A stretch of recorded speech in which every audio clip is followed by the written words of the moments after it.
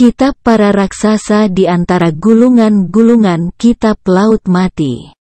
Dukung Yayasan Damaris Pancasila Indonesia dalam berdiakonia buat bangsa Indonesia yang butuh makan. Henokh, bapa leluhur manusia, keturunan ketujuh dari Adam, sangat terkenal pada zaman purbakala, meskipun para pembaca Alkitab sekarang ini tidak begitu mengenalnya. Dia hanya tercatat secara singkat dalam kitab Kejadian.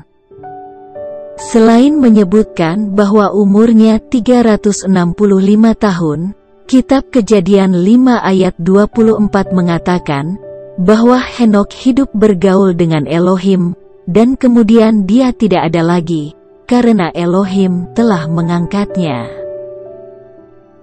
Banyak legenda mengenai Henokh yang telah dikumpulkan dari zaman purba dalam bentuk tulisan. Catatan yang paling tua dan paling penting adalah kitab Henokh yang terdiri dari 108 pasal. Itu masih ada secara keseluruhan, meskipun hanya di dalam bahasa Ethiopia, dan menjadi sumber yang penting bagi Yudaisme dalam beberapa abad sebelum Masehi. Hal ini dibuktikan dari ditemukannya fragmen-fragmen yang hampir lengkap dari salinan-salinan kitab Henokh di dalam bahasa Aramaik di antara gulungan-gulungan kitab Laut Mati. Dan menjadi sangat jelas bahwa siapapun yang menyimpan dan berusaha menyelamatkan gulungan-gulungan naskah ini menganggapnya sebagai teks yang sangat penting. Kitab Henokh adalah kitab yang kontroversial di kalangan umat Kristiani. Ada yang memandangnya sebagai kitab sejarah, ada yang memandangnya sebagai kitab bidat dan sesat, dan ada juga yang memandangnya sebagai bagian dari kitab suci. Alasan utama penolakan terhadap kitab Henokh adalah tentang para malaikat yang turun dari surga dan berhubungan seks dengan perempuan manusia pada zaman Nuh. Mereka yang menolak kitab Henokh berpendapat bahwa hal ini tidak bisa dijelaskan oleh Alkitab. Alasan lain untuk menolak kitab Henokh bagi kebanyakan orang Kristen adalah karena kitab ini tidak dimasukkan di dalam 66 kitab dalam Alkitab yang disebut kanon. Dalam Konsili Laodikia tahun 363 Masehi, otoritas Gereja Roma Vatikan pada waktu itu mengibliskan kitab Henokh dan menyatakannya sebagai bidat dan sesat dan dilarang untuk dibaca. Selanjutnya seluruh salinan kitab Henokh dibakar, dimusnahkan dan dikuburkan, sehingga secara bertahap hilang dari peredaran selama lebih kurang 1400 tahun. Kemudian sesudah kitab Henokh ditemukan kembali, di bagian yang paling terpencil di muka bumi, di Abyssinia, Ethiopia. Para sarjana Alkitab modern menyebut kitab ini sebagai Pseudepigrapha, yaitu tulisan rekaan bangsa Yahudi dari abad ketiga sebelum Masehi. Namun jika dibaca dengan teliti, ada banyak ayat-ayat dalam kitab Henokh yang sangat mesianis dan profetik, dan itu tidak dapat dijelaskan oleh para ahli. Meskipun tidak dimasukkan ke dalam kanon Alkitab, bukan berarti kitab Henokh tidak mempunyai nilai historis.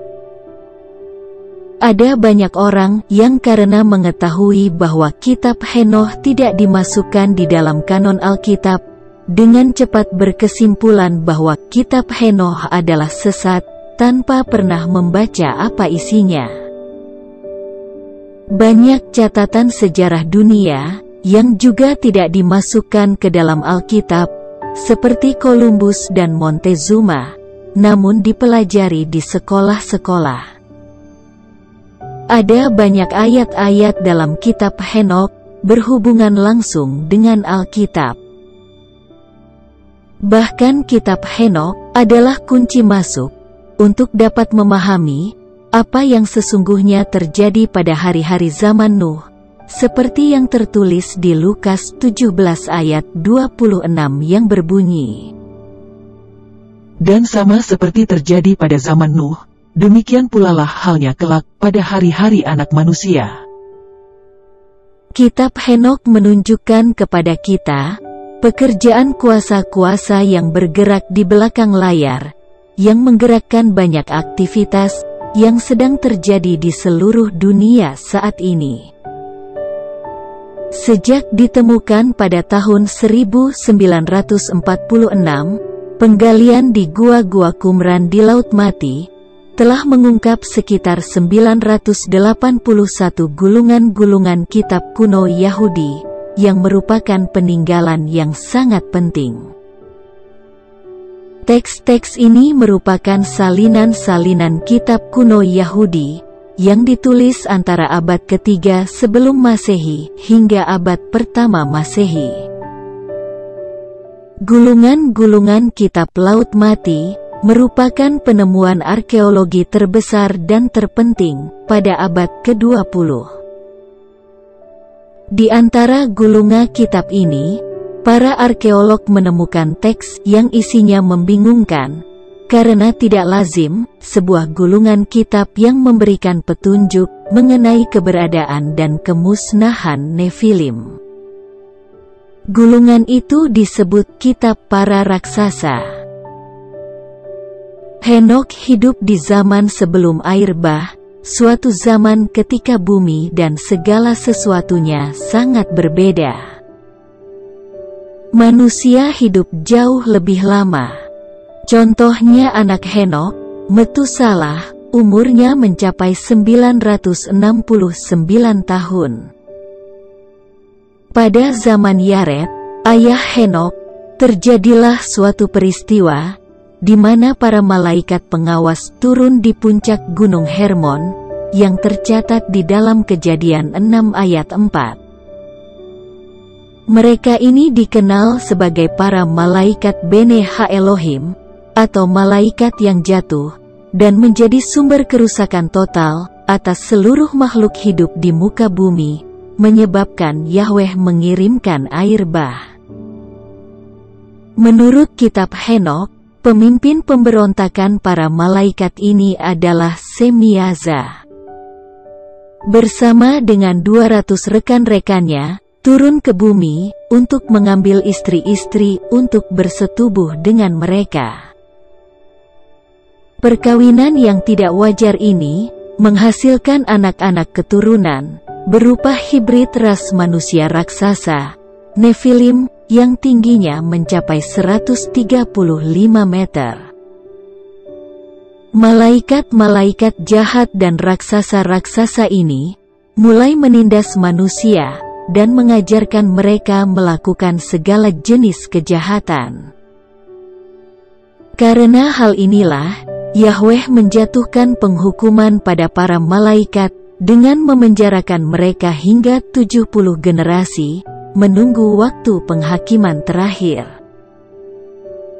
Dan kemudian Yahweh menghancurkan seluruh bumi dengan air bah.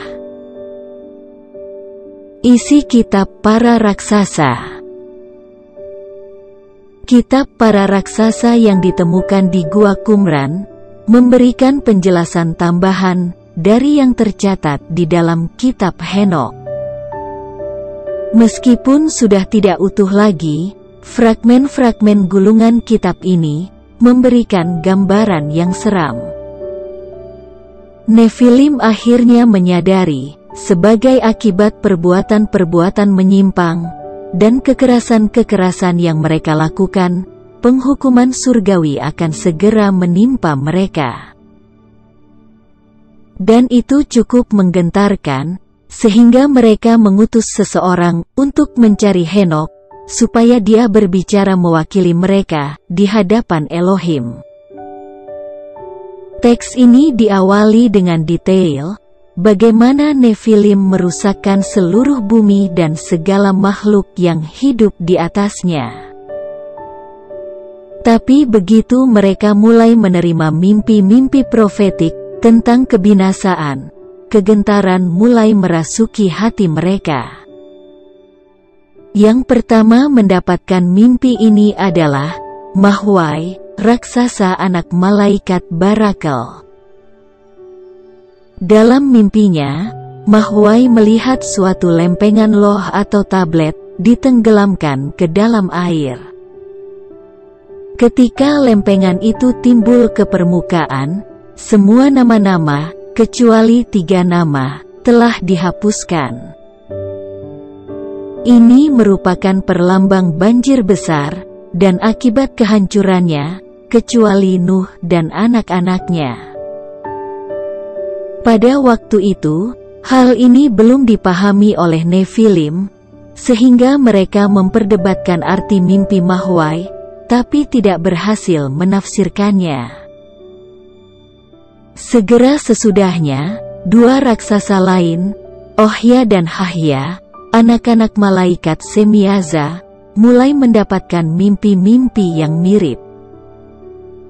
Mereka bermimpi tentang sebuah pohon yang dicabut, kecuali 3 dari akar-akarnya. Para Nephilim ini akhirnya menyadari arti profetik mimpi-mimpi mereka, dan berusaha mencari pertolongan Henokh. Namun sayangnya, Henokh telah menghilang dari muka bumi, sehingga Nephilim memilih salah seorang anggota mereka untuk melakukan perjalanan kosmis mencari Henokh. Sangat disayangkan, bagian-bagian dari gulungan kitab ini sangat rusak dan tidak bisa diperbaiki, tetapi isi dari teks ini jelas. Salah seorang raksasa melakukan perjalanan keluar bumi untuk mencari Henokh yang punya kemampuan menafsirkan penglihatan dan mimpi.